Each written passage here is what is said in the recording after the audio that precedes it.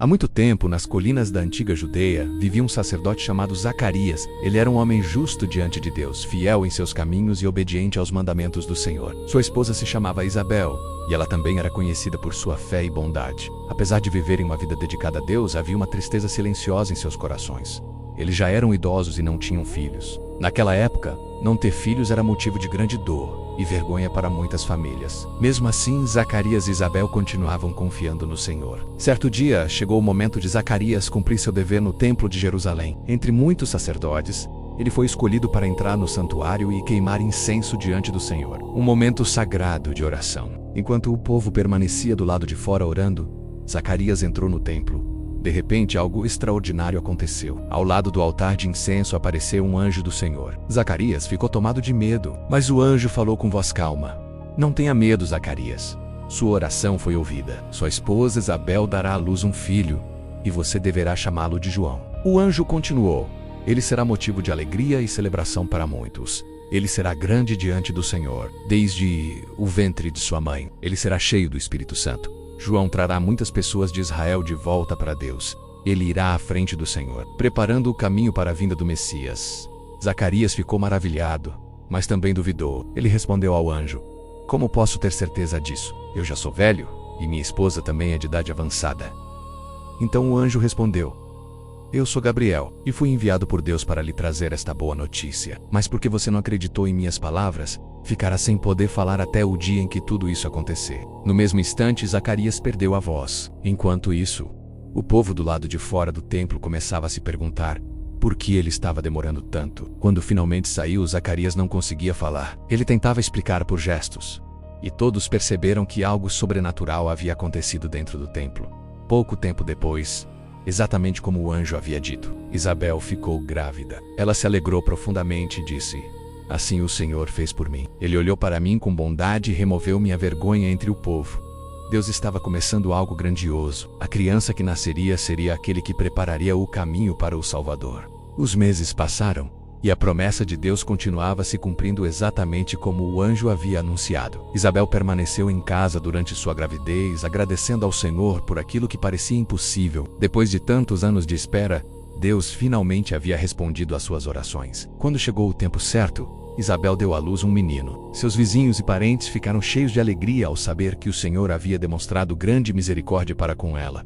Todos celebravam aquele nascimento tão especial. 8 dias depois, conforme a tradição de Israel, chegou o momento de circuncidar o menino e dar-lhe um nome. Os parentes pensavam que ele deveria se chamar Zacarias, como seu pai. Era comum naquela cultura dar ao filho o nome de alguém da família. Mas Isabel respondeu firmemente: "Não, o nome dele será João." Os presentes ficaram surpresos. O povo bradou: "Mas não há ninguém em sua família com esse nome." Então fizeram sinais para Zacarias, perguntando como ele queria chamar o menino. Zacarias pediu uma pequena tábua para escrever. Com mãos firmes, ele escreveu: "O nome dele é João."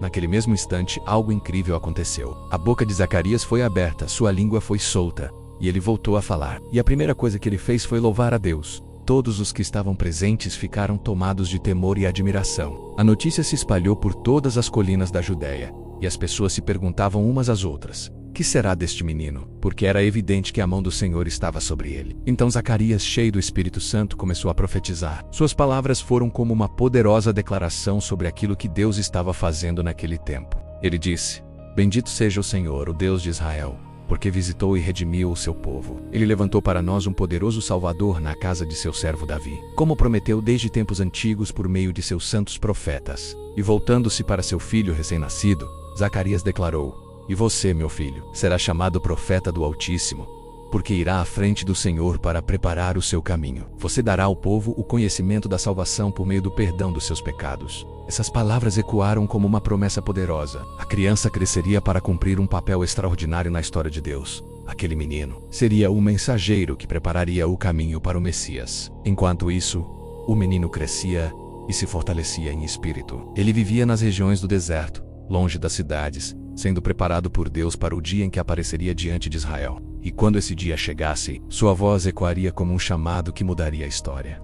Muitos anos se passaram desde o nascimento milagroso daquele menino. A criança que havia sido prometida por Deus cresceu muito longe das cidades, em regiões do deserto da Judéia. Ali, entre montanhas e fortes ventos, João era preparado por Deus para uma missão que mudaria a história. Ele levava uma vida muito humilde. João vestia roupas feitas de pelos de camelo que eram presas por um cinto de couro ao redor da cintura. Sua alimentação também era humilde, ele comia gafanhotos e mel, encontrado no próprio deserto. Mas não era sua aparência que chamava a atenção das pessoas, era sua mensagem. Assim, quando chegou o tempo determinado por Deus, João começou a pregar nas margens do Rio Jordão. Sua voz ecoava forte pelo deserto, carregada de autoridade e convicção.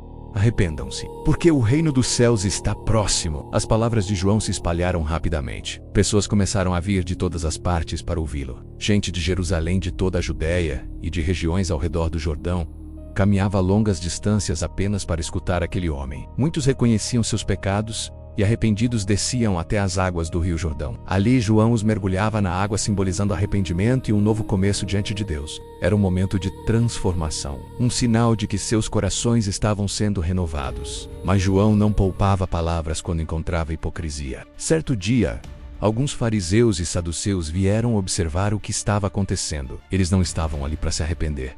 Vieram apenas por curiosidade ou talvez para criticar. Quando João os viu, falou com firmeza: raça de víboras, quem avisou vocês para fugirem da ira que está por vir? Produzam frutos que mostrem verdadeiro arrependimento. João deixava algo muito claro: Deus não queria apenas rituais religiosos. Deus queria corações verdadeiramente transformados. As multidões ficavam impressionadas com sua coragem e com a força de sua mensagem. Alguns começaram até a se perguntar: será que João é o Messias? Mas João sempre respondia com humildade: eu batizo vocês com água para arrependimento, mas depois de mim vem alguém mais poderoso do que eu. Eu não sou digno nem de carregar suas sandálias. Ele batizará vocês com o Espírito Santo e com fogo. João sabia exatamente qual era a sua missão. Ele estava preparando o caminho, estava anunciando que alguém muito maior estava prestes a aparecer. E então, um dia, entre as multidões reunidas nas margens do Jordão, um homem começou a caminhar em direção ao rio. Era Jesus. Quando João levantou os olhos e o viu se aproximando, algo extraordinário aconteceu. Ele reconheceu quem estava diante dele, apontando para aquele homem que caminhava entre as pessoas. João declarou com voz firme: eis o Cordeiro de Deus, que tira o pecado do mundo. Naquele momento, tudo mudaria. A missão de João Batista estava sendo cumprida. Ele havia preparado o caminho, e agora o Messias estava entre eles. Nas margens áridas do Rio Jordão, sob o sol suave da manhã, uma multidão se reunia para ouvir as palavras de João Batista. João, o profeta do deserto, preparava o coração do povo com fervor, aguardando a promessa que estava prestes a se cumprir. Entre os rostos cansados surge uma figura serena. Jesus caminha com passos tranquilos, emanando uma paz que silencia o ambiente. Ao vê-lo, João reconhece imediatamente o Messias. Com humildade profunda, ele declara: eu é que preciso ser batizado por ti. Jesus responde com calma: deixa assim por agora. Convém que assim façamos. Para cumprir toda a justiça, eles entram nas águas do Jordão. Em um momento de profunda espiritualidade, João conduz Jesus para o centro do rio. Com suavidade, Jesus é mergulhado. O sol dourado brilha intensamente sobre a superfície da água, envolvendo-os em uma aura sagrada.